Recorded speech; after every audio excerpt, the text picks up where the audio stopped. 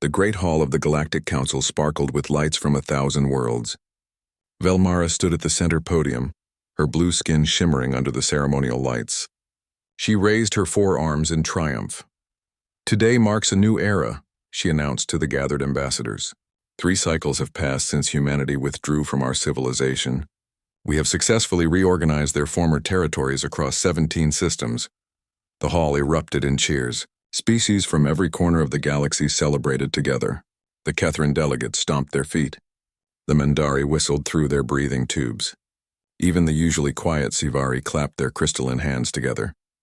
Thorak, a massive creature covered in gray scales, stood to speak next. "I propose we convert the abandoned human stations into research facilities. Their equipment, while basic, can serve our purposes well." More applause filled the room. A vote was called. Every single member agreed.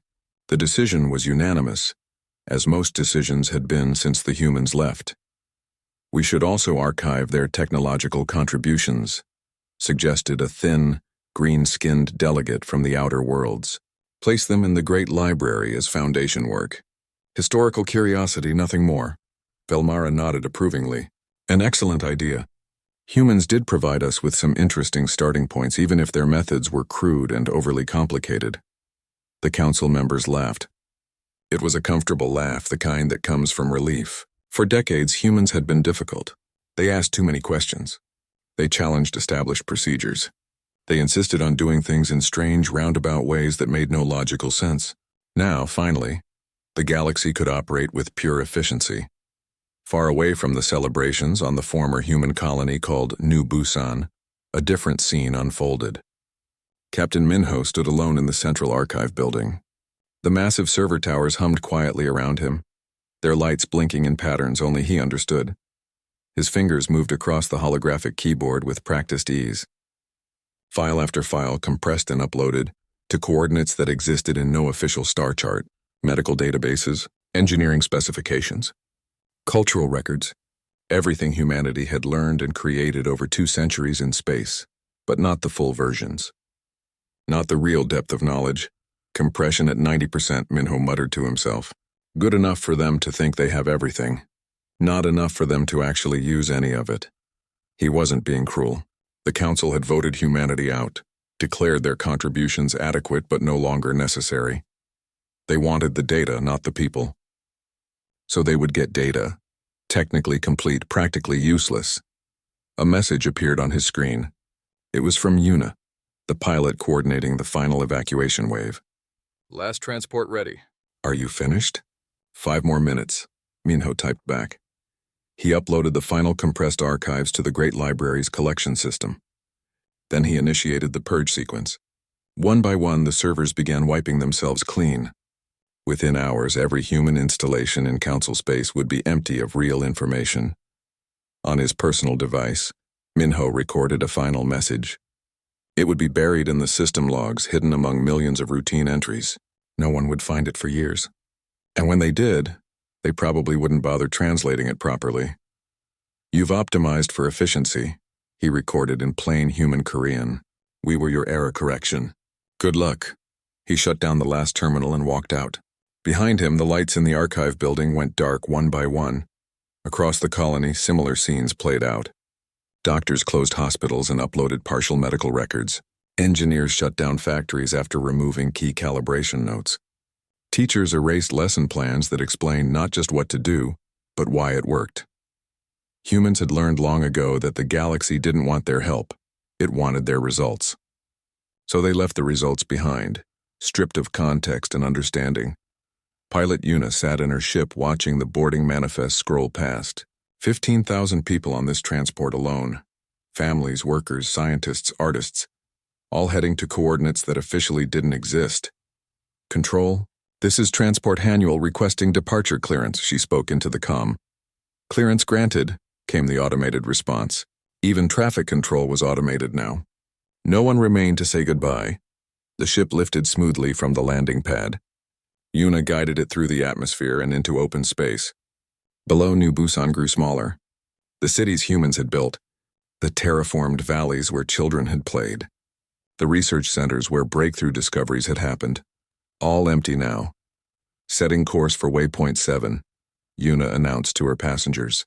Jump in 30 seconds, she looked at the navigation computer. The route would take them past the old beacon network, the massive relay system that had allowed faster-than-light communication across the entire galaxy. Humans had built it over 50 years, installing it one piece at a time. They'd given it to the Council freely, asking nothing in return. The Council had accepted it as their due. Jumping now, Yuna said quietly. The stars stretched into lines. Reality bent around the ship. For a moment, everything was light and color and impossible geometry. Then they were elsewhere, far beyond the mapped regions of space. Behind them, something changed in the beacon network. No alarm sounded. No warnings flashed. But deep in the core programming of every relay station, a timer reached 0. The beacons didn't shut down. That would have been cruel. And humans weren't cruel despite what some species believed. Instead, they shifted into maintenance mode. They would still work, still relay messages, still allow communication, but they would do it at exactly the minimum specified performance. No adaptation, no optimization, no intelligent routing around problems. Just the basic function, nothing more. The galaxy wouldn't notice immediately. The beacons would still work fine under normal conditions, but the first time something unusual happened, a solar flare, a gravitational anomaly, a cosmic ray burst, there would be no automatic compensation. The system would follow its basic programming exactly, no matter how inefficient that became. That was the thing about human systems. They worked beautifully because humans had poured creativity and intuition into them. They anticipated problems. They adapted to new situations. They bent the rules when strict adherence would cause issues.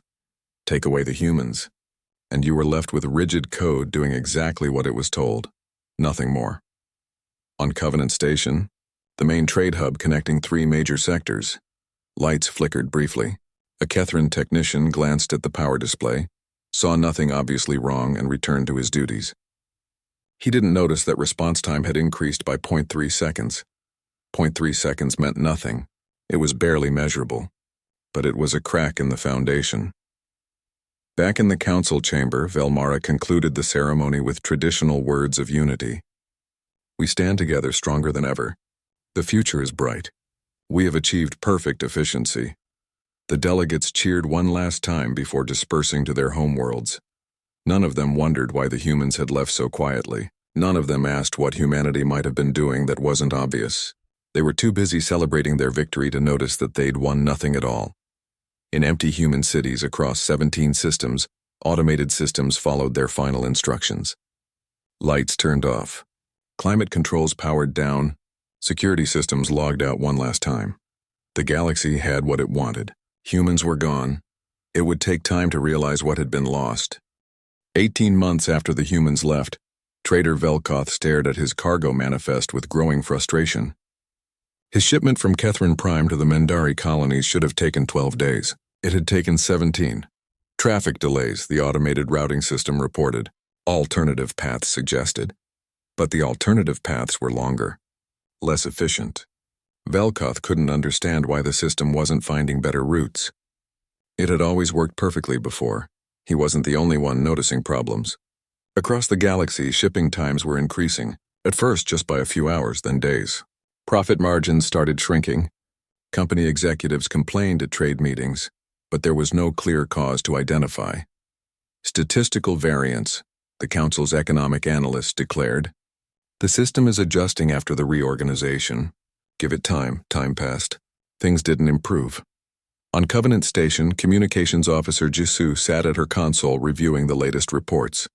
She had taken this job because her grandmother had been human, and humans were good at finding patterns in data.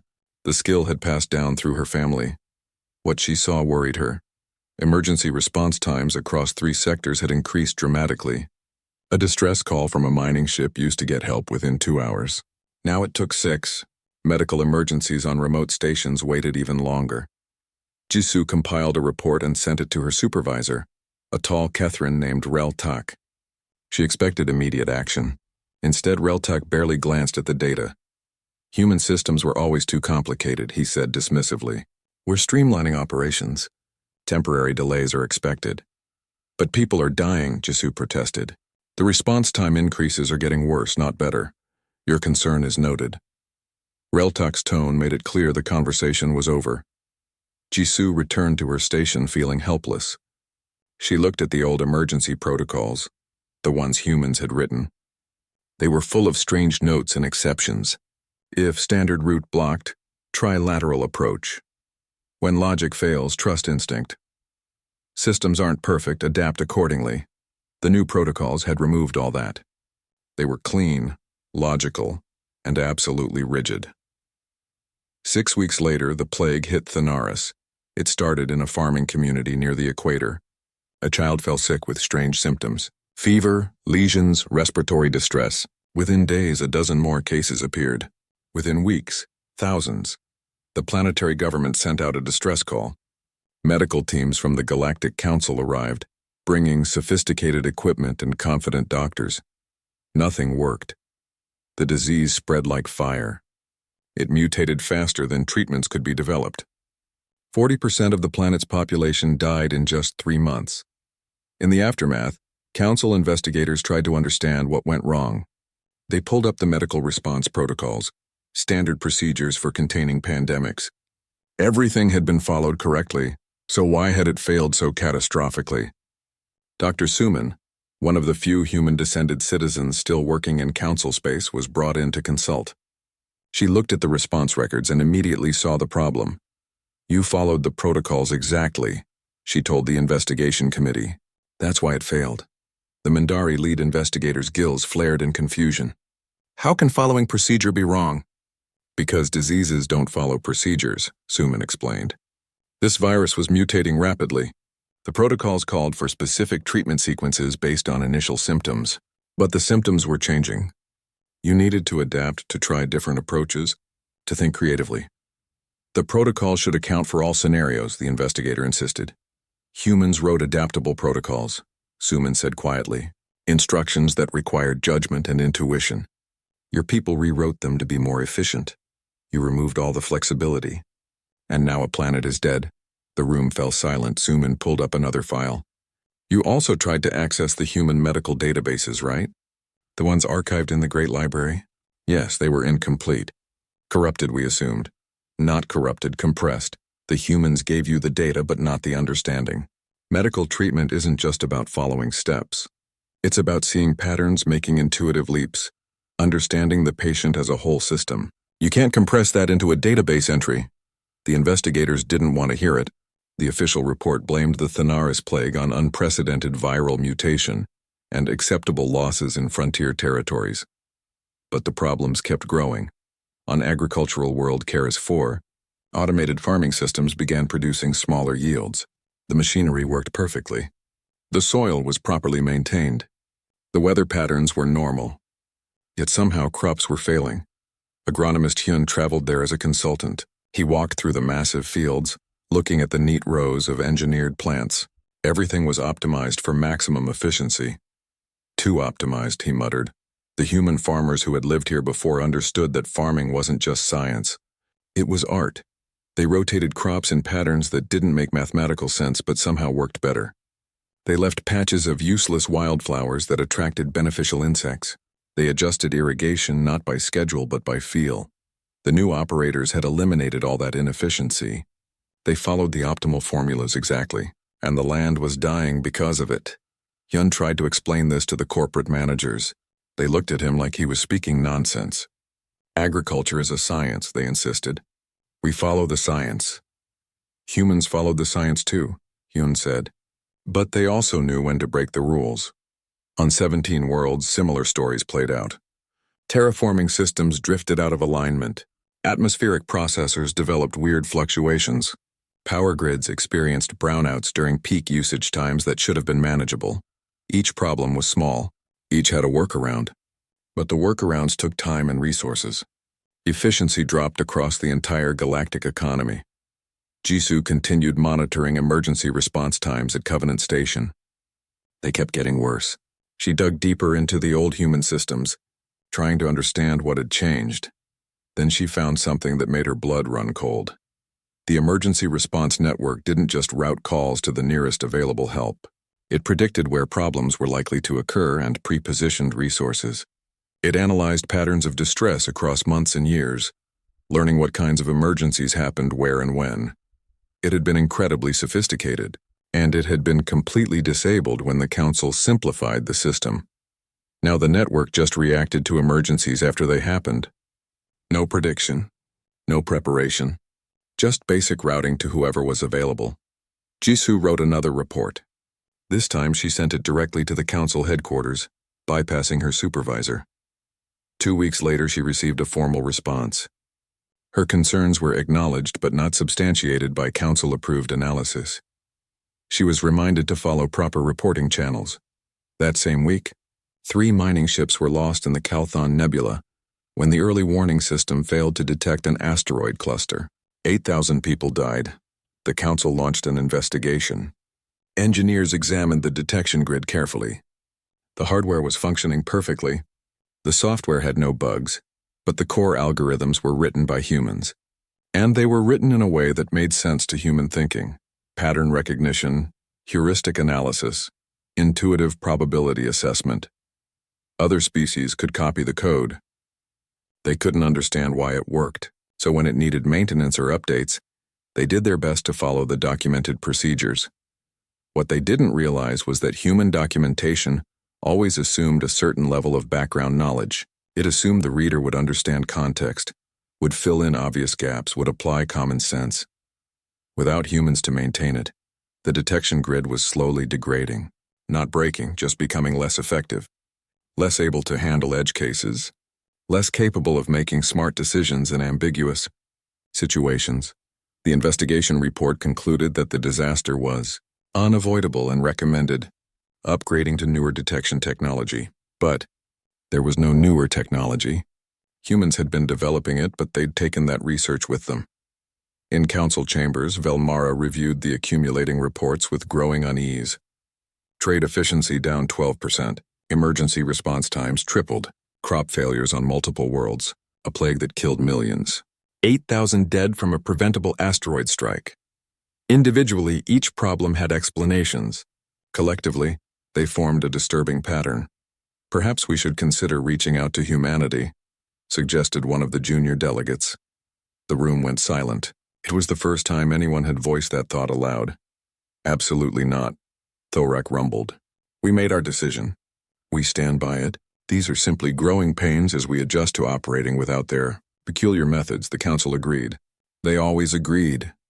But late at night, alone in her quarters, Velmara looked at the economic projections and felt the first touch of real fear. The numbers weren't getting better. The trend lines all pointed in the wrong direction. What had they done? 2 years after humanity departed, the Calthon asteroid disaster finally forced the Council to face reality.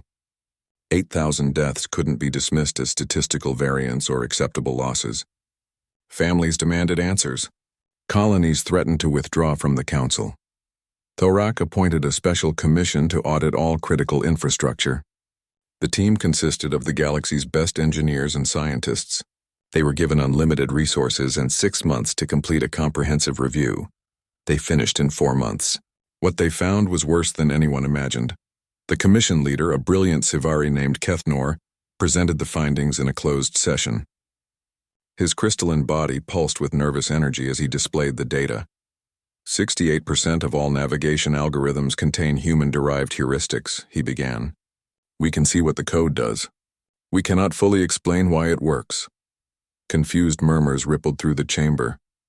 83% of first contact protocols rely on human psychological frameworks. These frameworks assume capabilities for lateral thinking and emotional intuition that most species simply don't possess. Naturally, the murmurs grew louder. 91% of crisis management systems were designed around human cognitive flexibility. They require operators to make judgment calls, to deviate from procedures when circumstances demand it. Our species prefer to follow established protocols. Velmara leaned forward in her seat. And the power grid? Kethanor's body dimmed. 100%. The entire galactic power distribution network uses human-created adaptive systems. They balance loads across thousands of planets in real time. making millions of micro-adjustments every second. The system works beautifully. We have absolutely no idea how to maintain it. Silence filled the chamber like a physical weight. How is this possible? Demanded a delegate from the outer territories. Humans weren't that advanced. They were adequate at best.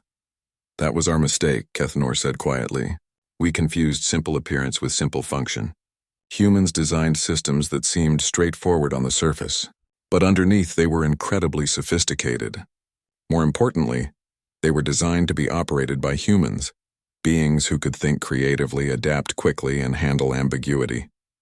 He pulled up another chart. Let me give you an example. The hospital on Mendari Prime has had a 37% increase in patient mortality since humans left. Same diseases, same equipment, same treatments. Why? No one answered. I sent Dr. Suman to investigate. She discovered that human doctors didn't just follow diagnostic protocols. They looked at patients holistically. They noticed small details that didn't fit the standard patterns. They trusted their intuition when something felt wrong, even if all the readings looked normal. Intuition isn't science, protested a Kethran medical administrator. No. But it's effective, Kethanor replied. Human medicine combined rigorous science with pattern recognition that operated below conscious thought. They could see connections across different symptoms that our purely logical analysis misses. We're using the same medical knowledge they had, but we're missing the human element that made it work. Xenolinguist Nari stood to speak. She was young, barely 30, with features that marked her human ancestry clearly. The council had almost rejected her presence at this meeting, but her expertise was undeniable. It's not just technical systems, she said. The entire framework of galactic cooperation was built on human diplomatic principles. They were the mediators, the translators, the ones who could see both sides of any conflict. She pulled up communication logs from before humans left. Watch this negotiation between Kethran and Sivari delegates over mining rights. The discussion was going in circles for hours. Then the human mediator, Ambassador Doyen, made a single suggestion that reframed the entire problem. Both sides left satisfied. The recording played. The delegates watched as the human listened carefully, asked a few odd questions, then proposed a solution that seemed obvious in retrospect, but that neither party had considered. Now watch this. Nari showed a recent negotiation over a similar dispute. No human mediator this time. The talks collapsed after 3 days. The dispute remained unsolved 6 months later. Humans didn't just mediate, Nari explained. They understood how different species thought. They could translate not just words but entire frameworks of understanding. They saw connections and possibilities that made sense to everyone once pointed out, but that no one else thought to suggest. Thorak shifted uncomfortably in his seat. Surely we can learn these skills.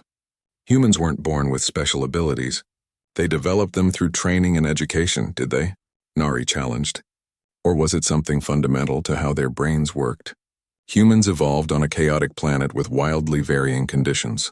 They survived by being adaptable, creative, and socially complex. Other species evolved in more stable environments. We specialized. They generalized. She pulled up comparative neurology scans. Human brains are actually less efficient than most species at logical processing. But they excel at pattern recognition, creative thinking, and handling ambiguous information. They're built for flexibility, not optimization. Engineer Hyun stood from the back of the chamber. I've spent the last year trying to understand human engineering principles. I finally realized something. Humans don't just solve problems, they anticipate them. Every system they built has redundancies, workarounds, and alternative approaches built in. Not because they expected specific failures, but because they assumed something would go wrong eventually. He displayed schematics of a typical human-designed space station. Look at the life support system. It has 7 different backup methods. Not backups in our sense, identical secondary systems. 7 completely different ways to achieve the same result. It seems wasteful until you realize it means the system almost never fails completely. Now look at the stations we built after they left. A new schematic appeared. 3 backups, all using the same technology as the primary system. Much more efficient. But if the primary fails, the backups usually fail too because they share the same vulnerability. Velmara stood slowly. Her forearms trembled slightly. What you're telling us is that humans weren't just a species in the council. They were the foundation that everything else was built on. Not the foundation, Kethnor corrected gently, more like the mortar between bricks. Individually, each species in each system is strong, but humans provided the flexibility that held everything together. They connected incompatible systems. They translated between incompatible minds. They solved problems that required thinking outside established frameworks, and we voted them out, whispered a delegate, horror in his voice. The full weight of that decision settled over the chamber. Humanity hadn't been voted out because they were obsolete. They'd been voted out because they made other species uncomfortable. Their unpredictability, their emotional responses, their tendency to question established methods. These things had seemed like flaws. Now the council understood. Those weren't flaws. Those were features. Essential features that the galaxy had depended on without realizing it. Can we fix this? Velmara asked. Can we learn to operate without them? Kethenor hesitated. Some systems we can probably figure out.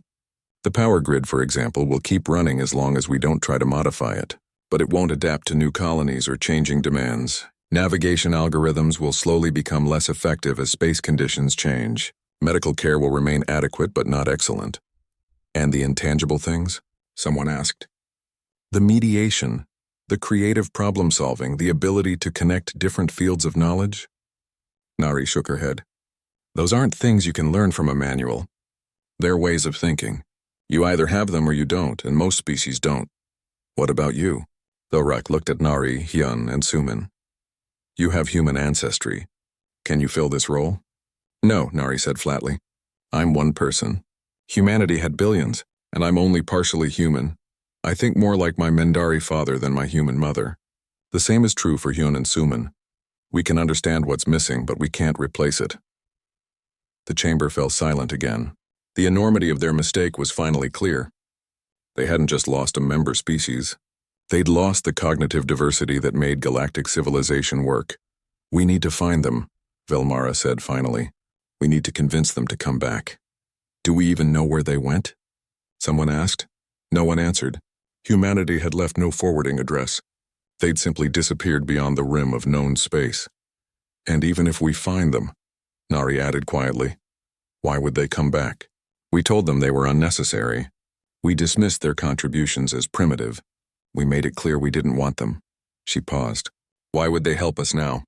That question hung in the air, unanswered and unanswerable. In the weeks following the briefing, the council tried to maintain hope. They could adapt. They could learn. They would prove they didn't need humanity after all.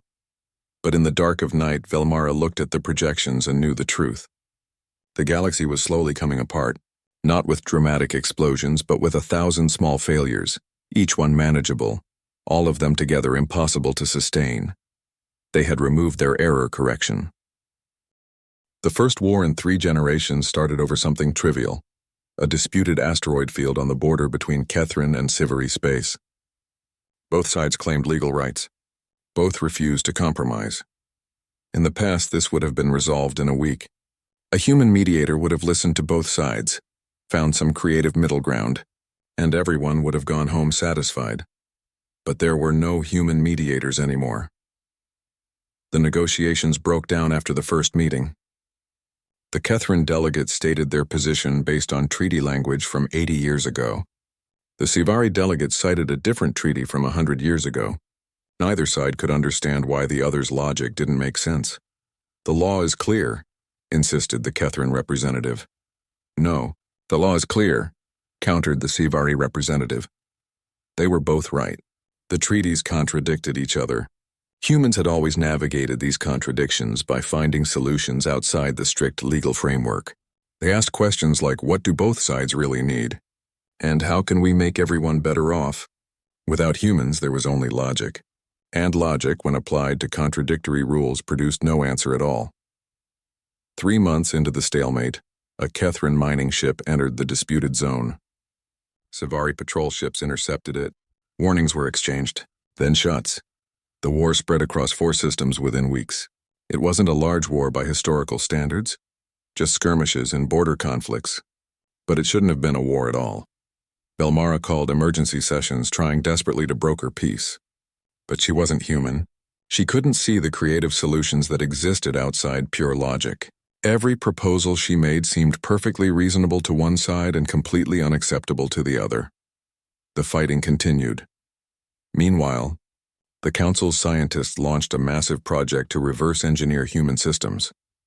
Thousands of the galaxy's brightest minds gathered in research stations, determined to understand and replicate human thinking. Engineer Hyun was part of one such team, focusing on navigation algorithms. They spent 6 months analyzing the code, mapping every function, documenting every variable.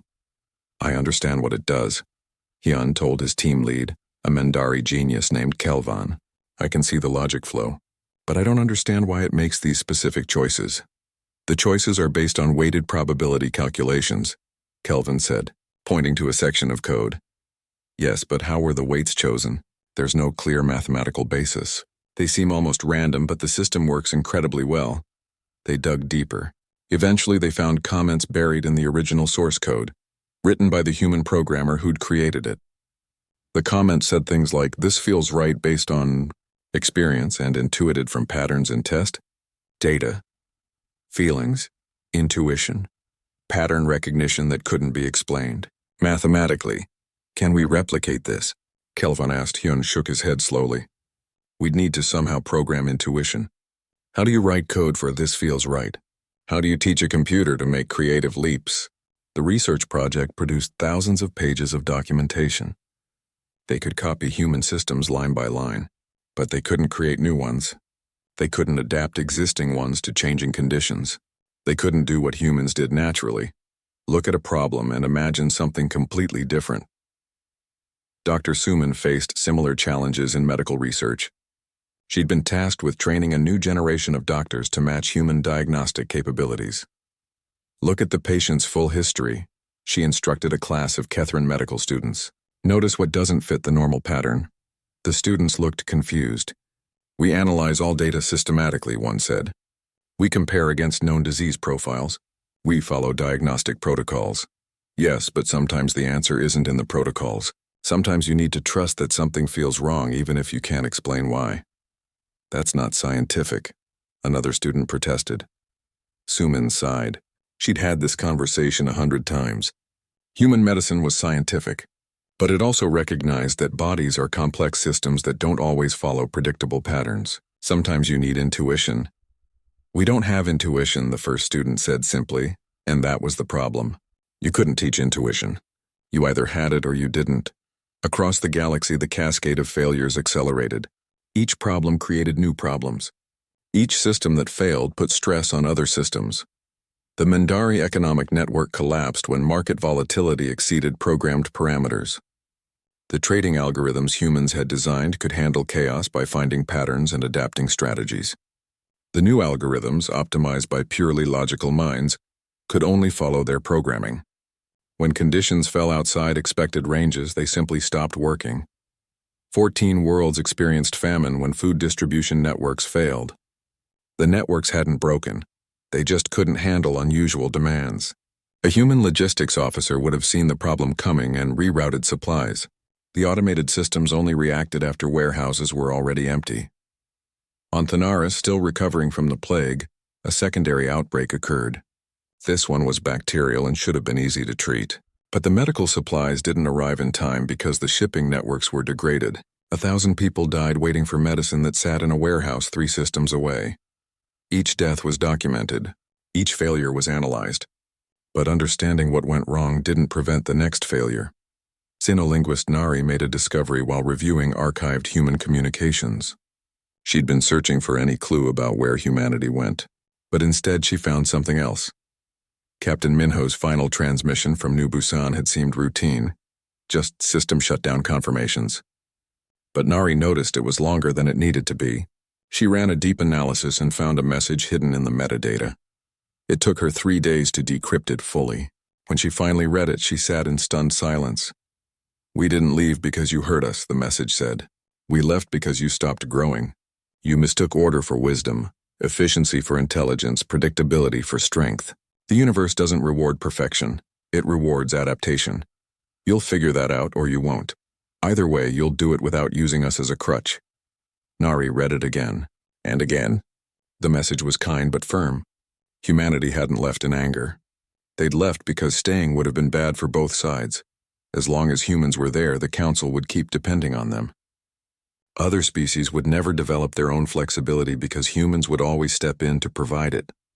The galaxy would remain static, unchanging, perfectly optimized, and therefore fragile. Humans had seen that trajectory and made a choice. They left so the rest of the galaxy would be forced to evolve. The message continued. We've left you everything you need. All our knowledge, all our technology. But we've removed the part that made it easy, our presence. You can't just use human solutions anymore. You have to understand them. Or better yet, create your own. There were coordinates at the end of the message, a meeting point far beyond the rim. Come as students, not supplicants, the final line read. Bring what you've learned from failure. We'll be waiting, but only for those who've remembered how to evolve. Nari brought the message to the Council immediately. She expected relief, even joy. They knew where humanity was. They could ask for help. Instead, the chamber filled with uncomfortable silence. Students, not supplicants. Thorak read aloud. They want us to come begging. No, Nari said firmly. They want us to come having learned something. Having grown, they're not going to just fix everything for us. Then what's the point? A delegate demanded. We need help now, not philosophical lessons. Velmara understood, though. She'd spent 2 years watching the galaxy fall apart, trying desperately to hold things together through pure determination. She'd learned exactly what humanity was trying to teach. They're right, she said quietly. As long as we can run to them for solutions, we'll never develop our own capabilities. We'll just be dependent children, forever needing humans to fix our problems. But we do need them to fix our problems, Thorak protested. Our economy is collapsing. We're at war. Systems are failing across the galaxy. Yes, Velmara agreed. Because we built everything on the assumption that humans would always be there. We never learned to be flexible ourselves. We never developed our own creative problem solving. We just optimized the systems humans built and called it progress. She looked around the chamber at the assembled delegates. Humanity gave us a choice. We can go to them as students, admitting we need to learn, to grow, to change. Or we can refuse and try to survive on our own. Some survival, someone muttered. Our civilization is coming apart. Maybe that's what needs to happen, Nari said. Maybe we need to fail enough that we're forced to adapt. Maybe we need to become desperate enough that we'll try new things, think differently, stop clinging to pure efficiency. People are dying, Thorak said. Yes, Nari acknowledged. And that's terrible. But humans died too for millions of years, while they learned to adapt and survive on a hostile planet. Evolution is never comfortable. Growth requires pain. The Council debated for hours. Some wanted to send a delegation immediately to beg for help. Others wanted to refuse human terms on principle. A few suggested that finding humanity at all was a mistake. Finally, Velmara called for a vote. 5 years after humanity departed quietly, the galaxy looked nothing like it had before. 4-member civilizations had collapsed completely, their rigid systems unable to adapt to cascading failures. The Galactic Council still existed, but barely. It met irregularly now, when delegates could spare time from managing local crises. Velmara had aged a decade in those 5 years. Her skin had lost its shimmer. 2 of her forearms showed signs of tremor from stress. She stood in the empty council chamber, looking at the rows of seats that used to be filled. So many species had withdrawn, returning to their home systems to weather the collapse alone.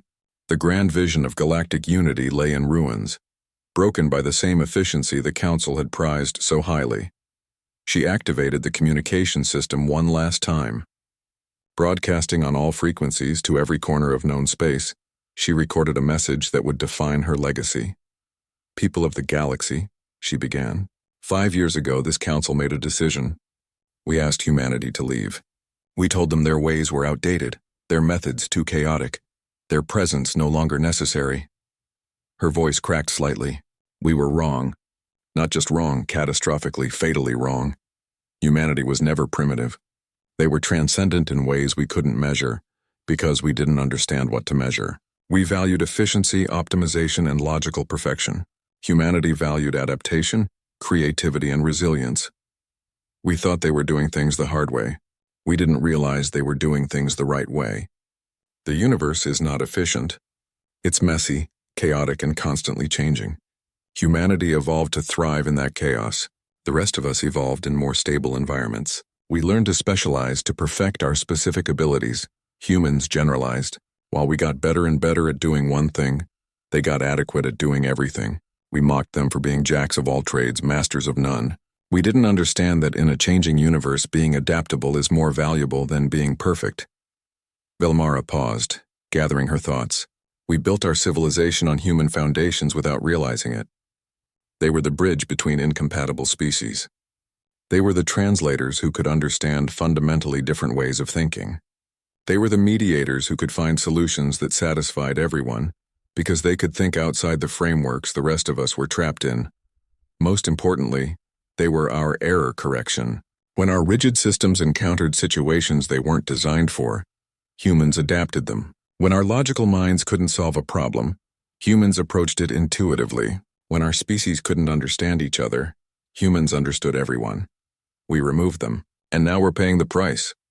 Her message continued, cataloging the failures, the losses, the slow collapse of everything the Council had built. Then she made her final statement. To humanity, wherever you are, you were right about everything. We weren't ready to operate without you. We may never be. But we're trying to learn. Some of us are, at least. This message is both an apology and a recognition. You didn't leave because we hurt you. You left because we needed to grow. Thank you for believing we could. The broadcast ended. Velmara sat in the empty chamber for a long time, wondering if anyone human would ever hear it. Far beyond the rim of known space, Captain Minho listened to the broadcast with a small group of humans. They'd been monitoring Council communications, watching the slow unraveling they'd predicted. Should we respond? Asked Yuna, now an admiral in humanity's new fleet. No, Minho said. Not yet. A few are learning. Most are just scared. Fear isn't the same as growth. On New Busan, the planet humanity had abandoned, something unexpected was happening. A small group of refugees from collapsed civilizations had settled there. They were species that had lost everything: homes, families, certainty. In desperation, they'd started doing something unusual. They began mixing their approaches, combining different species' ways of thinking. A Kethran engineer worked with a Savari artist to solve a water distribution problem. They didn't follow pure logic or pure intuition, they used both. It worked, word spread, more refugees arrived. They called the colony Say-Hope, New Hope in the old human Korean language. It became a laboratory for something the galaxy hadn't seen before: forced evolution through necessity. Engineer Hyun visited Say-Hope after his journey to find humanity. He'd spent a year at the coordinates from Minho's message. What he found there changed him. They didn't teach us tricks or give us easy answers, he reported to the small group that had traveled with him. They showed us how they think. Not what to think, how. What's the difference? Taeho asked. Everything, Hyun said. They taught us to ask questions that don't have clear answers, to hold contradictory ideas in our minds at the same time, to trust intuition while still valuing logic, to see patterns where others see chaos. Can we teach that to others? Nori wondered. We have to try, Hyun replied. They established the first Academy of Adaptive Thinking on Say-Hope. The curriculum was strange by galactic standards. Students weren't taught what to know. They were taught how to learn. They weren't given optimal solutions. They were shown 10 different approaches and asked to invent an 11th. Most students struggled at first. Their minds wanted clear rules, definite procedures, right and wrong answers. Learning to think like humans meant accepting ambiguity, welcoming mistakes, and finding comfort in uncertainty. Many failed, but some succeeded. Dr. Suman opened a hospital using intuitive medicine, combining rigorous scientific method with pattern recognition and creative diagnosis. Mortality rates dropped by half compared to traditional council facilities. The success drew attention. Other colonies wanted to learn, but the academy could only accept a few hundred students each year. Growth was slow, painstaking. Meanwhile, the galaxy continued struggling. The war between Kethran and Sivari ground on, neither side able to imagine peace terms the other would accept. Supply chains remained fragile. Technological progress had stopped completely. Everyone was too busy maintaining what they had. But in small pockets, change was happening. On Mendari Prime, a revolutionary new trading algorithm was developed by a mixed species team. It wasn't as efficient as the old human-designed system, but it was adaptable. When market conditions changed, the system learned and adjusted, On Thanaris, survivors of the plague began practicing human-style agriculture, mixing science with intuition, combining optimal calculations with feel and experience. Crop yields increased for the first time in 4 years. These were tiny victories in a galaxy of failures, but they were victories achieved without human help. They were proof that other species could learn, could adapt, could grow. 7 years after humanity left, Nari returned to the human coordinates with a different message. Not a plea for help, but a progress report. "We're learning," she transmitted. "It's slow. It's painful. We've lost so much, but we're starting to understand what you tried to teach us." The response came 3 days later, not from Captain Minho, but from someone new. A woman named Hana who identified herself as humanity's diplomatic coordinator. "We know," Hana said. "We've been watching. Some of you are ready. Most aren't. That's okay. Evolution doesn't happen all at once, and will you come back?" Nari asked. "Eventually, when you don't need us to. When you become flexible enough that our presence would enhance your civilization rather than define it. How long will that take? Generations, probably. Maybe centuries. Does it matter? You're finally on the right path." Nari felt tears forming, a human response she'd inherited from her mother. "People are dying. Systems are collapsing. Is it worth it?" Hana's response was gentle but firm. "Life isn't about efficiency or comfort. It's about adaptation and growth. Yes, people are dying. People always die.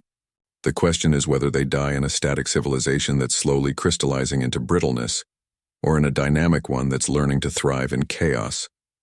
That's harsh. Nature is harsh. The universe doesn't care about our feelings. It only rewards those who can adapt.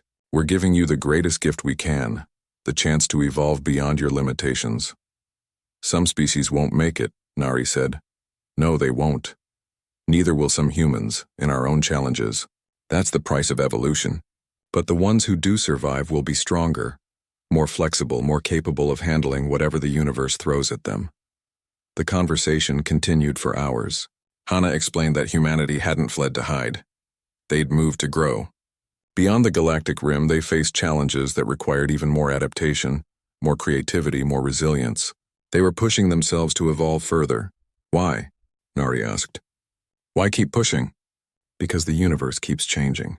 Standing still is the same as dying. We learned that on Earth. We're trying to teach it to you now." Back on Sehope, Hyun gathered his advanced students. They'd spent 2 years learning to think adaptively. Now they were ready for their first real assignment. The HFY War needs to end, he told them. Not because we'll give them a solution, but because we'll teach them to see solutions themselves. Not all of you will succeed. Some of you will be rejected. But some of you might break through. Teho volunteered immediately.